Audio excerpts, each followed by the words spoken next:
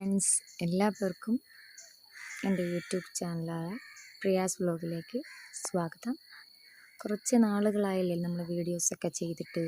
നമ്മളല്ല, ഞാനെപ്പോഴും ഞാനെന്ന് പറയുമ്പോൾ പെട്ടെന്ന് നമ്മൾ എന്നായി പോകുന്നതാണ്.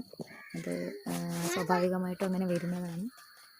അപ്പോൾ എല്ലാ പ്രേക്ഷകർക്കും ഒരിക്കൽ കൂടി എൻ്റെ യൂട്യൂബ് ചാനലിലേക്ക് സ്വാഗതം. ഇപ്പോൾ ഏകദേശം കുറേ നാളുകളായി ഞാനിപ്പോൾ വീഡിയോസൊക്കെ ചെയ്തിട്ട് തന്നെ.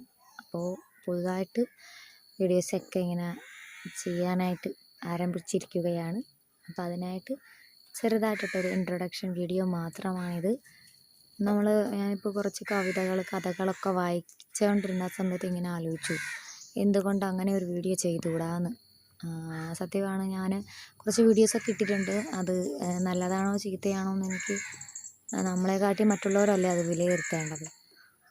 അപ്പോൾ കഥകളെപ്പറ്റി ഇപ്പോൾ പഠിക്കുന്ന കുട്ടികൾ തന്നെ ഇപ്പോൾ എല്ലാവരും വീട്ടിലിരുന്നല്ലേ പഠിക്കാറ്. അപ്പം അവർക്ക് കുറച്ചുകൂടി സഹായകമാകുന്ന വീഡിയോസ് ഒക്കെ ഇടാൻ വേണ്ടിയാണ് ഞാൻ വിചാരിച്ചിരിക്കുന്നത്. അപ്പോൾ എന്തായാലും പുതിയ കുറച്ച് വീഡിയോസായിട്ടൊക്കെ ഞാൻ വരും. അപ്പോൾ എല്ലാവരും എൻ്റെ വീഡിയോസ് കാണുക, സപ്പോർട്ട് ചെയ്യുക. ഓക്കെ. ആയിട്ട് നമ്മൾ ഈ രേമൺ തമ്പി സാറിൻ്റെ ഒരു കവിത കേട്ടിട്ടില്ലേ? ഓമാനത്തിങ്കൾ കിടാവോ നല്ല കോമാള താമരപ്പൂ.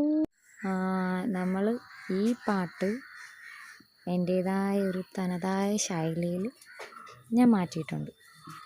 അത് നമുക്ക് കേൾക്കാം കേട്ടോ. എങ്ങനെയാണ് അത് എൻ്റേതായ രീതിയിൽ ഞാൻ മാറ്റിയതാണ് കേട്ടോ. കുറച്ച് വരികൾ മാത്രം, അത് വേറെ അതിൻ്റെ ടോണ്. വരികൾ മൊത്തത്തിൽ അടുത്ത വീഡിയോയിൽ വരും. ഇപ്പം തൽക്കാലം എൻ്റേതായ ശൈലിയിൽ 2 വരി ഞാൻ പാടും. ഓ മനത്തിങ്കൾ കിടാവോ നല്ല കോമള താമരപ്പൂവോ, പൂവിൽ നിറഞ്ഞ മധുവോ, പരിപൂർണിന്ദു തൻ്റെ നീലാവോ, പുത്തൻ പാവീഴക്കൊടിയോ, ചെറുതത്തകൾ കൊഞ്ചും മൊഴിയോ, ചാഞ്ചാടിയാടും മയിലോ, മൃദു പഞ്ചമം പാടും കുയിലോ.